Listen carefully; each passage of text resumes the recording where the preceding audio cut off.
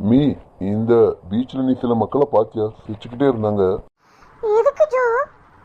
எனக்கு என்ன தோணுச்சுன்னா, ஒருத்தங்க இன்னொருத்தரை சிரிக்க வச்சு சந்தோஷப்பட்டுக்கிட்டாங்க. அதனால என்ன பிரயோஜனம் ஜோ? சரி, உனக்கு ஒரு தாட் சொல்றேன் கேளு.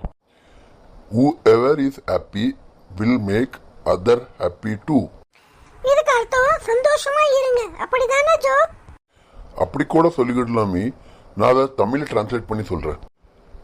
மகிழ்ச்சியாக இருப்பவர் மற்றவர்களையும் மகிழ்விப்பார். நீ பார்த்திருப்பல, ஒருத்தங்க சந்தோஷமா சிரிச்சா மற்றவங்களையும் சிரிக்க வச்சு பாக்குறாங்க. சரியா சொன்னா ஜோ. அதான் எல்லாருமே நல்லா சிரிச்சுக்கிட்டே இருக்காங்க.